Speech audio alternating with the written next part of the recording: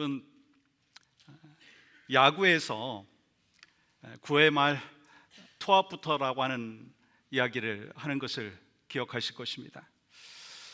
아웃 카운트 단 하나만 있게 된다면 모든 그 순간이 끝나는 그 지점이 있죠. 더 이상 기회가 없을 것 같은 그 절박한 상황을 가리키는 것이 바로 9회 말 투아웃부터다라고 하는 이야기를 하는 것입니다. 근데 역설적으로 이 말은요, 바로 그 마지막 순간이야말로 다시 시작할 수 있는 기회 시간이 될 수 있다라고 하는 것을 의미하는 것입니다. 물론 겉으로 보기에는요 절망적이죠. 그래서 상대편은 이미 승리를 확신하면서 축제를 준비하고 또 우리 편은 짙은 패배감에 침체되어 있는 그런 모습일 수 있습니다. 사람들이 뭐라고 얘기하겠습니까? 이제 다 끝났다. 다 끝났다. 근데 야구의 묘미는요, 바로 그때부터 빛난다라고 하는 것입니다.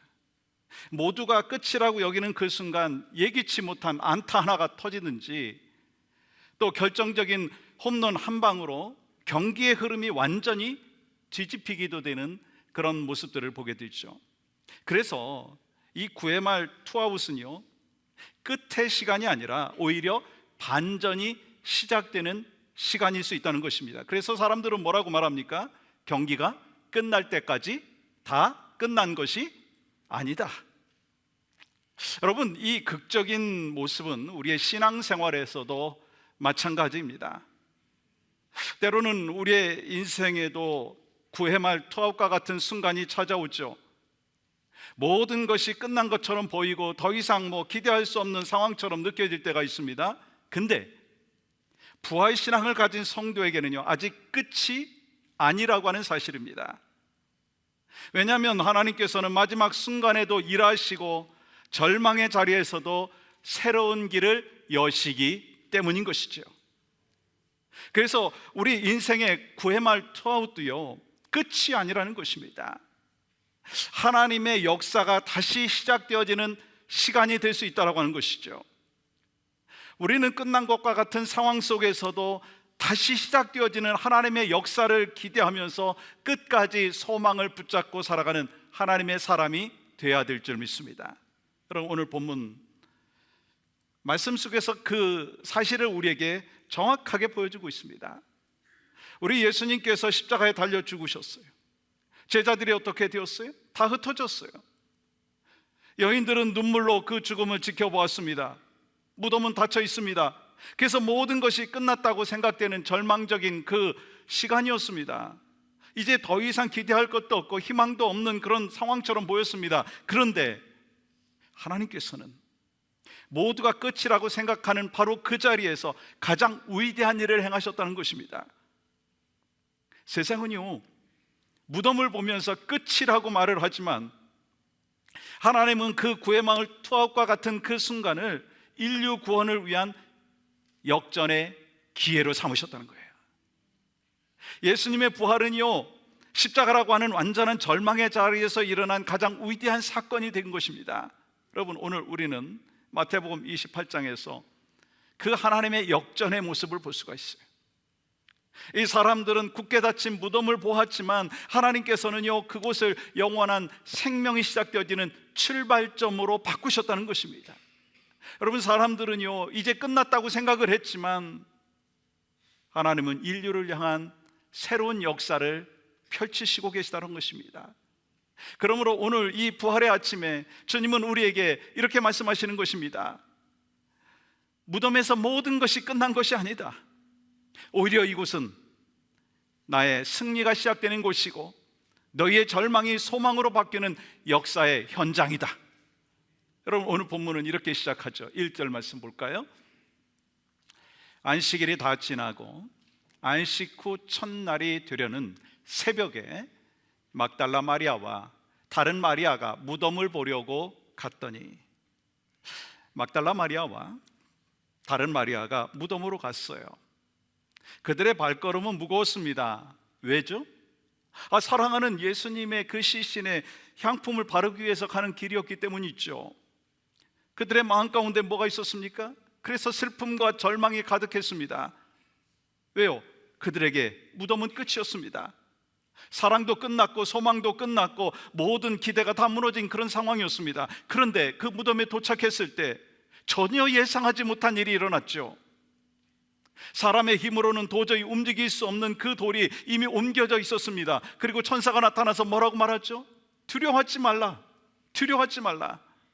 너희가 십자가에 못 박히신 예수 그리스도를 찾는 줄 내가 한다. 그는 여기 계시지 아니하고 말씀하신 대로 다시 살아났느니라. 여러분, 이것은요, 이 단순한 굿뉴스가 아니고 절망의 상황 속에서 울려 퍼지는 하나님의 선언이 되는 것입니다. 무덤은 여전히 그대로 있었지만 이미 무덤은요, 더 이상 죽음의 자리가 아니었습니다. 끝이라고 여기던 바로 그곳에서 하나님께서 새로운 역사를 허락하여 주신 줄 믿습니다. 그래서 7절 말씀 이렇게 기록하고 있습니다.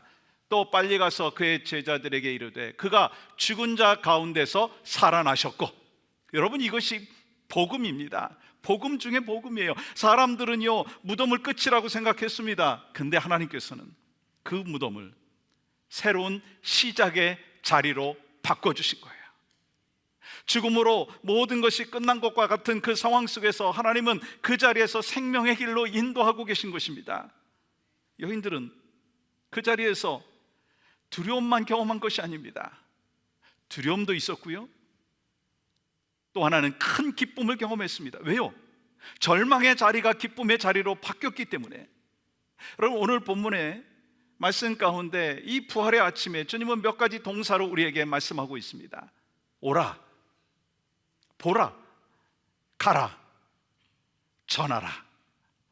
이 네 단어를 오늘 말씀을 통해서 함께 듣고 나누고, 이를 통해서 우리의 삶 가운데 부활의 참된 기쁨과 감격을 전할 수 있기를 간절히 소망합니다. 먼저 주님은 말씀하십니다. 오라, come.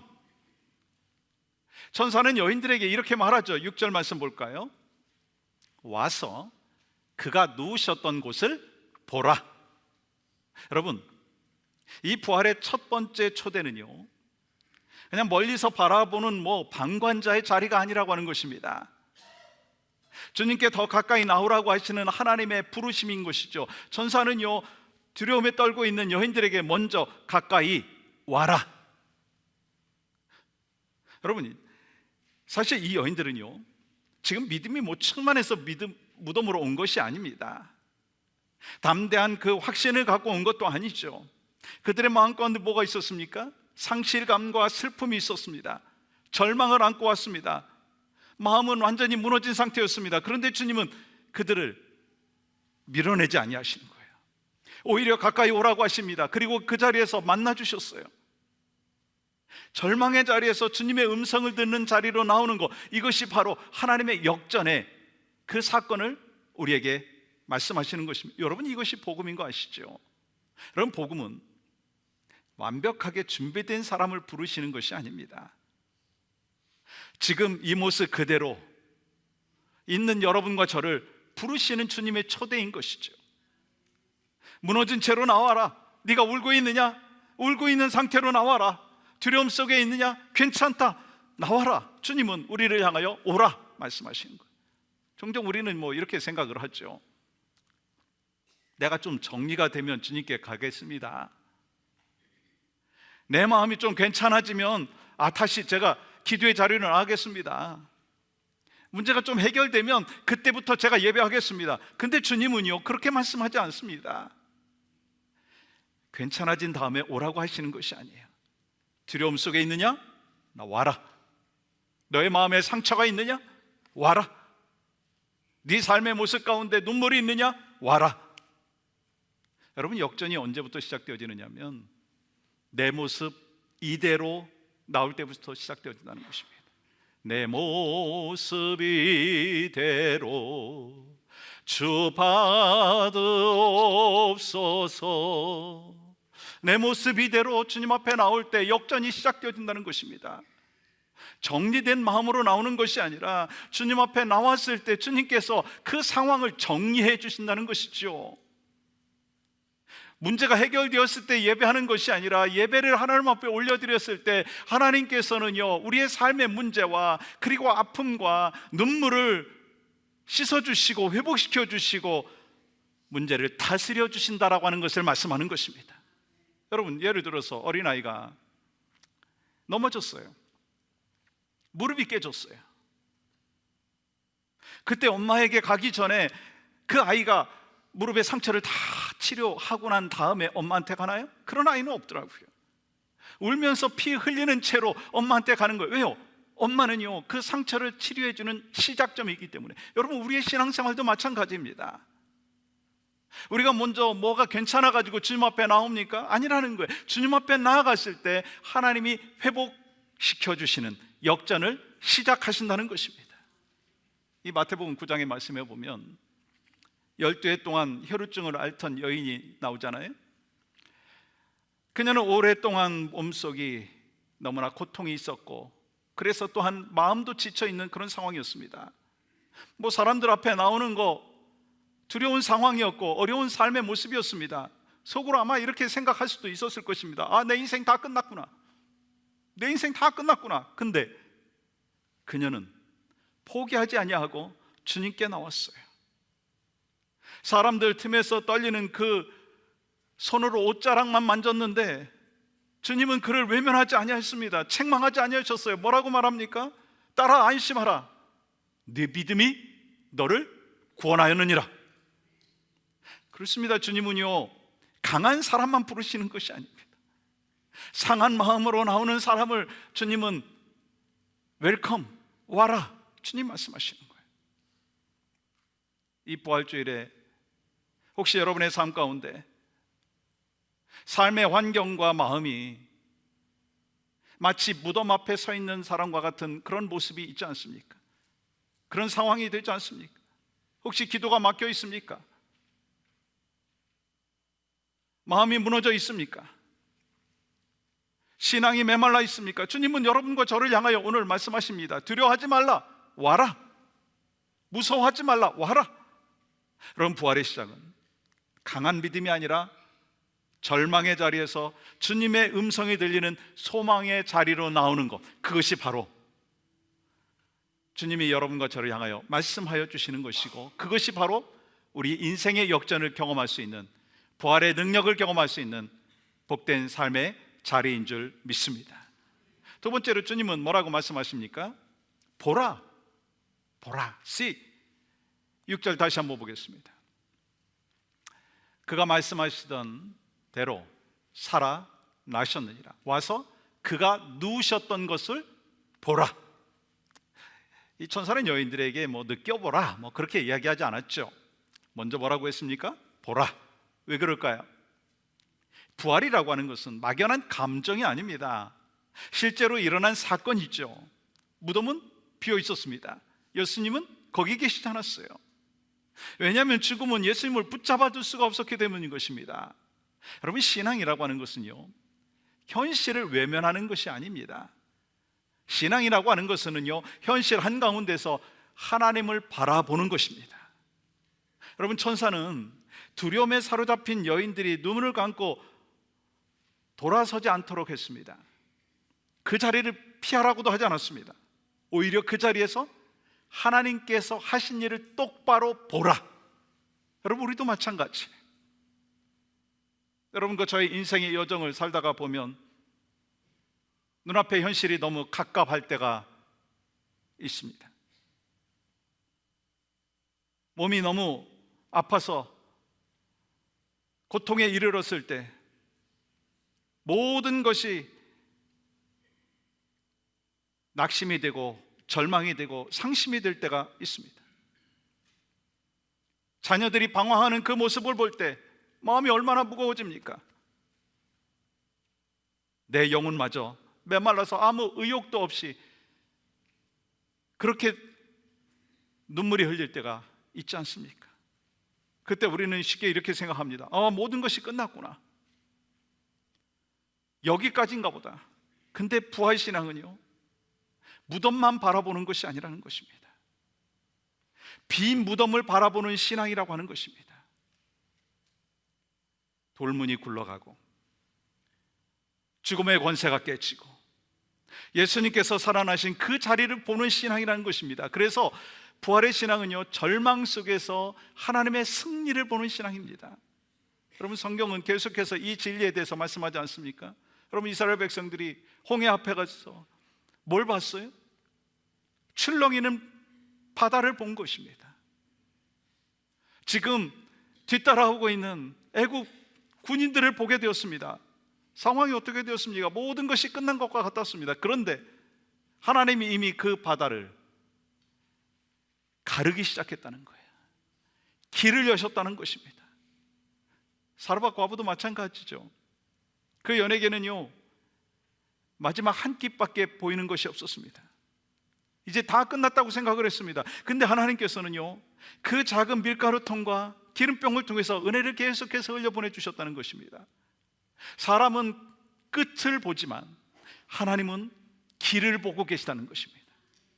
사람은 막힘을 보았지만 하나님께서는요, 이미 그 막힘 가운데 열림을 허락하여 주신다는 것입니다. 그래서 부활신앙이 무엇입니까? 막힌 무덤을 여시고 사망 권세 이기시고 부활의 영광과 기쁨을 우리에게 허락하여 주신 그 믿음의 여정을 걸어가는 것이 바로 여러분과 저에게 이 오늘 부활주일에 말씀하여 주시는 메시지인 것입니다. 오늘 주님은 우리에게도 말씀하시죠. 보라, 문제만 보지 말고 부활하신 주님 봐라. 닫힌 문만 보지 말고 생명의 길을 여신 하나님을 바라봐라. 무덤만 바라보지 말고 그 무덤 문을 열고 나오신 예수님을 바라봐라. 주님 바라보면 절망 속에서 무엇이 보입니까? 희망이 보이는 거예요. 막힘에서 끝나는 것이 아니라 열림을 허락하여 주십니다. 끝이라고 생각한 자리에서 하나님께서 새로운 일을 허락하여 주시는 줄 믿습니다. 그래서 여러분과 저희 삶 가운데 이번 한 주간 우리의 인생 가운데 막힌 문이 있다면 무덤과 같은 그 상황만을 바라보는 것이 아니라, 막힌 문만을 바라보는 것이 아니라 그 문을 여시고 부활의 능력을 보여주신 주님을 바라보는 여러분과 저희 삶이 되기를 주의 이름으로 간절히 축복합니다. 또 세 번째 메시지는 가라, go. 7절 말씀 보세요. 또 빨리 가서 그의 제자들에게 이르되 그가 죽은 자 가운데서 살아나셨다. 이 부활의 소식을 들은 사람들은요, 그 자리에서 머물러 있을 수가 없었어요. 주님은 여인들에게 여기 더 머물러 있으라 그렇게 말씀하지 않았습니다. 가라. 왜 그럴까요? 부활은요, 붙들고만 있어야 될 소식이 아닙니다. 삶의 자리로 가져가야 될 소식이 바로 부활의 소식입니다. 여인들은요, 어쩌면 그 무덤 곁에 더 머물고 싶었을 수도 있었습니다. 마음껏 좀 울고 싶었을 수도 있었습니다. 조금 더 마음을 좀 추스리고 좀 떠났으면 좋겠다, 그런 마음도 있었을 수도 있었습니다. 근데 부활의 주님은요, 우리를 그 자리에 주저앉아 있게 하지 아니하신다는 것입니다. 다시 어떻게 해요? 일으키시죠. 다시 걷게 하시죠. 그리고 다시 사명의 자리로 인도하신다는 거예요. 그러니까 진정한 신앙은요, 예배당 안에서 감동으로 끝나지 않습니다. 우리가 오늘 부활의 예배를 마치고 난 뒤에 더 중요한 삶의 현장이 있습니다. 가정으로 가죠. 일터로 가죠. 또 교회 섬김의 자리로 나아갑니다. 근데 나아가는데 중요한 것이 있습니다. 예전과 똑같은 모습이 아니라고 하는 것입니다. 부활의 소망을 품은 하나님의 사람으로 돌아가는 거예요. 그래서 부활을 믿는 사람은요, 삶이 달라지는 것이죠. 입술에 나오는 말이 달라지는 것이고, 부활을 체험한 사람은요, 이 고난이 나에게 허락해 주신 고통이 아니라 이 고난과 고통을 통해서 하나님께서 분명한 뜻이 있고 이 고난을 반드시 지나가게 하실 것이다 라고 하는 확신을 갖고 힘을 갖고 살아간다는 것입니다. 무너졌던 자리에서도 다시 기도하게 되고요, 또한 눈물로 끝나지 아니하고 순종으로 이어진다는 것입니다. 예를 들어서 예배 시간에 막 뜨겁게 은혜를 받고 눈물로 회개를 했는데, 여러분이 가정으로 돌아가서요, 그 예전과 같은 똑같은 모습으로 우리 가족들을 대한다면, 여러분, 그것은 정말 부활의 능력을 체험한 사람의 삶의 모습이 아닐 수 있다는 것입니다. 아직 부활의 능력을 경험하지 못한 사람일 수도 있다는 것입니다. 그래서 진짜 부활은요, 삶의 자리에서 드러나야 하는 것입니다. 여러분, 베드로 보세요. 그는 십자가 앞에서 무너졌어요. 주님을 3번이나 부인했습니다. 자신의 연약함과 실패가 너무 분명했던 사람이죠. 그런데 부활하신 주님을 만나는 순간 그는 완전히 달라졌다는 것입니다. 두려움에 갇혀있던 사람이 다시 일어나 사명의 자리로 나아가게 되었고요, 이것을 통해서 알게 되는 것은 부활은요, 실패한 사람을 자책 속에 몰아넣는 것이 아니라는 것입니다. 다시 일으켜 세워서 사명자로 살아갈 수 있는 하나님의 능력이 되는 것입니다. 여러분, 오늘 부활의 주님도 우리 각자에게 말씀하시죠. 가라. 과거의 상처에 머물러 있지 말고 가라. 실패의 기억 속에 머물러 있지 말고 가라. 아픈 자리만 붙들고 멈춰 있지 말고 가라. 이제는 부활의 사람으로 다시 살아나라 말씀하시는 거예요. 사랑하는 여러분,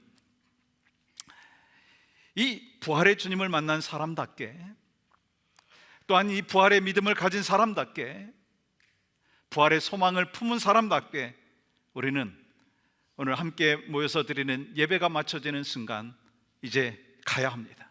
어디로요? 가정으로 가야 돼요. 세상으로 나아가야 합니다. 삶의 터전으로 나아가야 합니다. 그래서 그 다음에 우리가 뭘 해야 될까요? 4번째는요, 전하라. 전하라. 계속해서 7절은요, 다시 한번 우리에게 긴박하게 명령하는 것이 있습니다.